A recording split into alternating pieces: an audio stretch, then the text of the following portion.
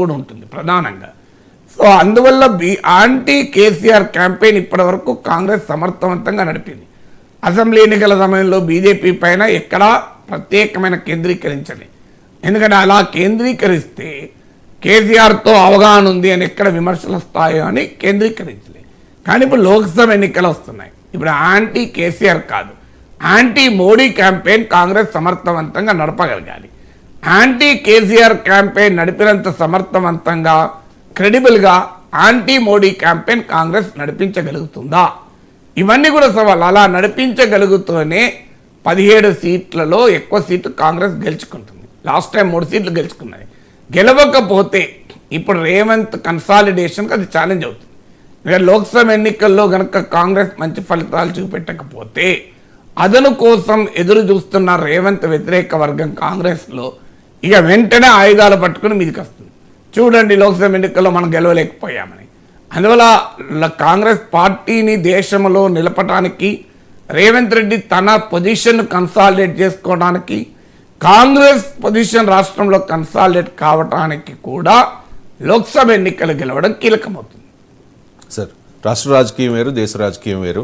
So రాష్ట్రంలో BJP, BRS and Congress 3 ఒకరికొకరు ప్రత్యర్థులు. కానీ బీజేపీ అండ్ బీఆర్ఎస్ ఈ 2 పార్టీల ఉమ్మడి ప్రత్యర్థి కాంగ్రెస్ పార్టీ కాబట్టి భవిష్యత్తులో అంటే ఈ లోక్సభ ఎన్నికల్లో బీజేపీ అండ్ ఈ బీఆర్ఎస్ కలిసి లోక్సభ ఎన్నికలకు వెళ్ళే అవకాశం ఉందా కాంగ్రెస్కి అగెనిస్ట్గా? అంటే లోక్సభ ఎన్నికల తర్వాత కలవచ్చు. దానికి ఎవరు లోక్సభ ఎన్నికల తర్వాత ఎవరితోనైనా కలవచ్చు. బీజేపీ, బీఆర్ఎస్ కలవటానికి ఎక్కువ స్కోప్ ఉంటుంది. ఎందుకంటే తెలంగాణలో ప్రధాన ప్రత్యర్థులే కాంగ్రెస్, బీఆర్ఎస్. ఎప్పుడు కూడా 2 ప్రధాన ప్రత్యర్థులు ఐడియాలజికల్ రీజన్స్ ఉంటే తప్ప కలవరు. ఇప్పుడు కేరళ వేరు. కేరళలోనూ సిపిఎం నాయకత్వం లెఫ్ట్ కూటమి, కాంగ్రెస్ నాయకత్వంలోని యూడిఎఫ్, వీళ్ళిద్దరు ప్రధాన ప్రత్యర్థులు. కానీ ఐడియాలజికల్ రీజన్స్ వల్ల జాతీయ స్థాయిలో కేరళలో 2 ప్రధాన ప్రత్యర్థులు అయినప్పటికీ జాతీయ స్థాయిలో 2 బీజేపీకి వ్యతిరేకంగా ఉంటారు. కానీ మిగతా ఎక్కడ కూడా ఐడియాలజికల్ ఫ్యాక్టర్స్ ఉండవు, ప్యూర్లీ పొలిటికల్ ఫ్యాక్టర్సే ఉంటాయి. సో అందువల్ల తెలంగాణలో కాంగ్రెస్కు, బీఆర్ఎస్కు ప్రధాన ప్రత్యర్థులుగా ఉండగా బీజేపీతో ఫైట్లో వీళ్ళిద్దరు కలవడం అనేది సాధ్యం కాదు. ఎందుకంటే బీఆర్ఎస్కు సిపిఎం లాగా బీజేపీ పట్ల ఐడియాలజికల్ వ్యతిరేకత ఏమి ఉండదు. ఏమనంటే పొలిటికల్ వ్యతిరేకత సందర్భోచితంగా, అది కూడా. ఎందుకంటే గతంలో మోడీ ఫస్ట్ టర్మ్లో బీఆర్ఎస్కు మోడీకి, కేసీఆర్కు మోడీకి మంచి సంబంధాలు ఉంటాయి. అందువల్ల రాజకీయాల్లో ఐడియాలజికల్ వ్యతిరేకత లేనప్పుడు పొలిటికల్ అంశాలు సందర్భోచితంగా మారుతూ ఉంటాయి. అయితే ఇప్పుడు లోక్సభ ఎన్నికలకు ముందే బీజేపీ, బీఆర్ఎస్ కలుస్తాయా అంటే 2 ఫ్యాక్టర్స్ ఉంటాయి. ఒకటి అరిథమెటిక్, ఒకటి కెమిస్ట్రీ. అరిథమెటిక్ రీత్యా చూసినా బీజేపీ, బీఆర్ఎస్ కలిస్తే కాంగ్రెస్కు గట్టి పోటీ ఉంటుంది. ఎందుకంటే బీజేపీ ఓటింగు 30, ఇప్పుడు మనకు 37% బీఆర్ఎస్కి వచ్చాయి, 14% బీజేపీకి వచ్చాయి. అంటే క్లియర్గా 51% బీఆర్ఎస్కి వచ్చాయి. ఇది స్టేట్ లెవెల్ ఓటింగ్ నేను చెప్పేది. 51% వీళ్ళకి వస్తే 39% కాంగ్రెస్కి వస్తుంది. అందువల్ల కాంగ్రెస్ కన్నా క్లియర్ లీడ్ మ్యాక్రో లెవెల్లో స్టేట్లో ఉంటుంది. కాన్స్టిట్యున్సీ లెవెల్లో ఇది ఇంకెక్కువ ఉంటుంది. ఎందుకంటే కాన్స్టిట్యున్సీ లెవెల్కి వచ్చే వరకు చాలా సీట్లలో ఎక్సెప్ట్ ఖమ్మం ఇలాంటి సీట్లు మినహాయిస్తే అత్యధిక లోక్సభ సీట్లో అరిథమెటిక్ రీత్యా చూస్తే బీజేపీ, బీఆర్ఎస్ కలిస్తే డెఫినెట్గా కాంగ్రెస్ కన్నా భారీ ఓటింగ్ ఉంటుంది. సో ఈ అరిథమెటిక్ ఆధారంగా కలిస్తే అది ఉభయ ప్రయోజనంగా ఉంటుంది అన్న ఆర్గ్యుమెంట్ ఉండొచ్చు. కానీ politics is not always arithmetic, politics is chemistry. నేను చాలాసార్లు ఈ ఉదాహరణ చెప్తూ ఉంటాను.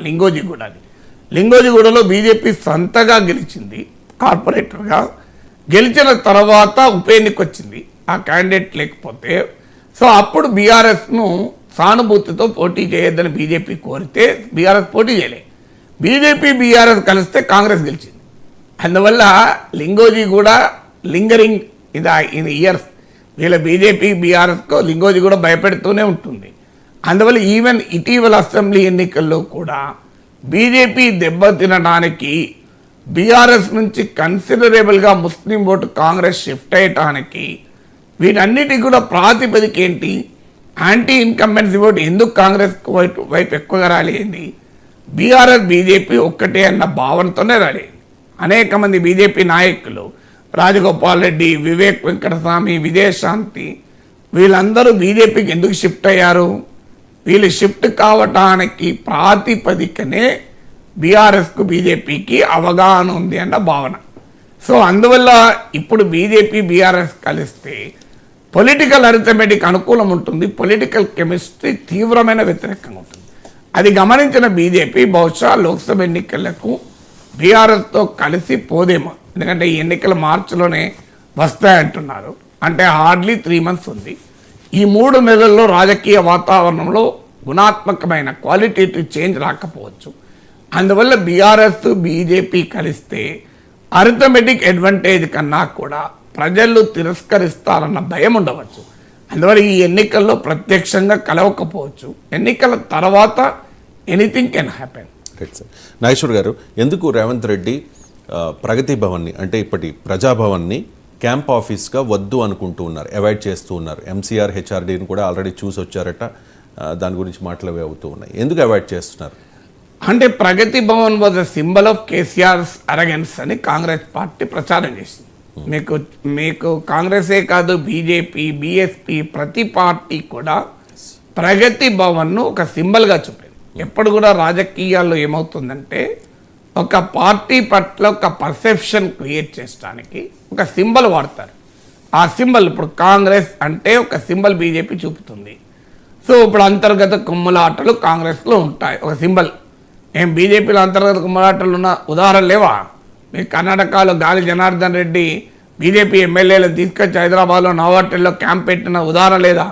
కర్ణాటకలో 4 ముఖ్యమంత్రులు మారలేదా బీజేపీకి? కానీ స్టిల్ మనకు ఏం అభిప్రాయం ఉంటుంది? కాంగ్రెస్ అంటే అంతర్గత కుమ్ములాటలు, ఒక సింబల్.